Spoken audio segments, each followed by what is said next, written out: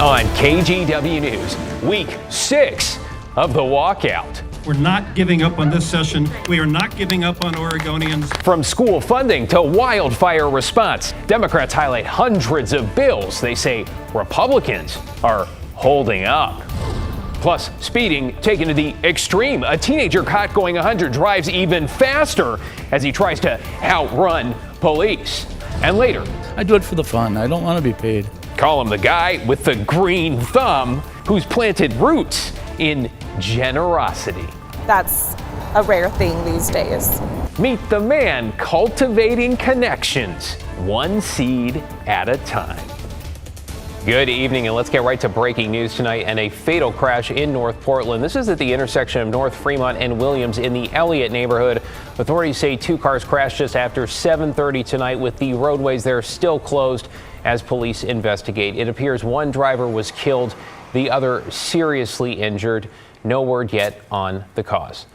Thanks for joining us tonight. I'm David Molko. We want to check in on Portland's newest Safe Rest Village now, with homeowners in North Portland raising concerns about some of the activity in their neighborhood. It is called the Peninsula Crossing Village, and it's only been open a couple of weeks. For more, let's get to Alma McCarty, who talked to neighbors. Alma, what kind of activity are we talking about?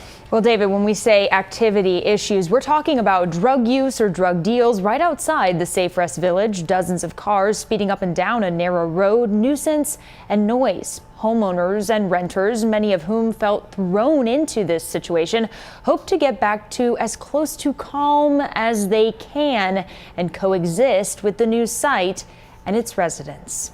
At the end of North Syracuse Street, we had as many as 300 people living behind here, so this is a much smaller quantity. And situated next to the Belmont Goats. The discussion with the neighborhood always was, do you want a managed camp or an unmanaged camp?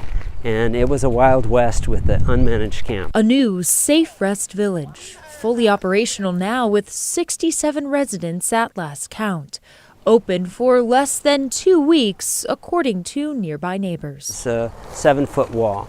So they fenced everything in. There's supposed to be a buffer zone for no camping and for public no drugs. That hasn't always been the case. Tom Karwacki is the chair of the University Park Neighborhood Association. It's like having a barge or a battleship literally be dropped into the water and suddenly be expected to be in battle the next day. Not going to happen.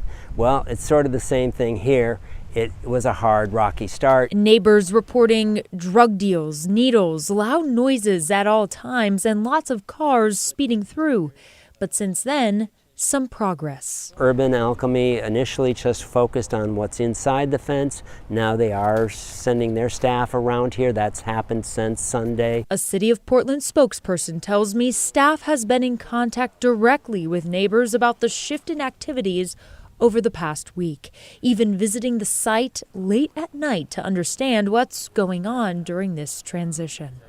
Many residents here once camped along the trail. The city says relocation to the village disrupted some long-time illegal activities in the area. Urban Alchemy, the site operator, stating in part, moving whole communities inside together is a highly sensitive and complex process, and they're confident in the work they're doing to adjust as residents settle into a new space. I will say that they're improving. Other neighbors don't feel quite so hopeful, or flat out don't like the Safe Rest Village. Tom understands he doesn't speak for everyone, but says he's eager to work with all parties going forward for the benefit of all. It is disruptive to the neighbors who are sheltered, but it is a much better improvement for those who are unsheltered. I reached out to the city, who confirmed they are working on a so-called good neighbor agreement with the neighborhood association. These are typically used to identify key partners and open lines of communication. However, the city says they're not waiting until one is in place to work with neighbors here and around other Safe Rest villages. David? And who can argue with working together toward solutions here? Thank you, Alma. Let's get you caught up on tonight's other headlines now. In Northeast Portland, police have arrested 4 people following a drug bust. PPB searched the home on Halsey Street Monday and say they found all of this: 19 firearms, 2 of which were stolen, multiple rifles, and more than $13,000 in cash. They also found meth, heroin, cocaine, and nearly half a kilo of fentanyl. The people arrested face charges that include drug and gun possession. A 18-year-old from Vancouver, is under arrest for allegedly driving way over the speed limit. Deputies say they caught him going more than 100 miles an hour early this morning, and they topped out at 130 while trying to escape. Authorities did not pursue him further because of the laws in Washington around high-speed chases. Pardon me. Eventually, deputies say they found the vehicle, a black BMW, abandoned, and the driver, 18-year-old Tyler Stout, hiding behind another car. And federal law enforcement officials have reportedly opened an investigation into former Secretary of State Shemia Fagan. That is according to the Oregonian, which is citing an unnamed source. Briefed about the investigation, officials are reportedly looking into her side job, the one she quit with the troubled cannabis company La Moda. Fagan resigned as Secretary of State in early May. KGW has reached out to Fagan for comment. We are quickly approaching week 6 of the Republican-led walkouts in the Oregon Senate, and today Democrats took to the steps of the Capitol to make their case over what is about to get scrapped. And as Daisy Caballero found out, the list is a whole lot longer than just signing off on self-serve gas. We're not giving up on this session. We are not giving up on Oregonians. We're not giving up on these bills that are so critically important. We're not giving up on the state budget, and we're not giving up on the Senate. The longest walkout in Oregon's legislature history continues after Republican senators refuse to return until House Bill 2002 is killed. It's a bill that would provide reproductive and gender-affirming health care, something Democrats say they won't compromise on. We can't negotiate our fundamental reproductive freedoms, which Oregonians voted on and voted us into office to protect. But it's not just House Bill 2002 on the line here. There are nearly 300 other bills at stake of not passing.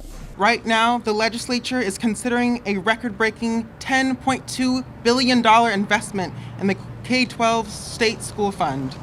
This investment will have huge impacts for Oregon students. Funding for wildfire programs are also on the chopping block.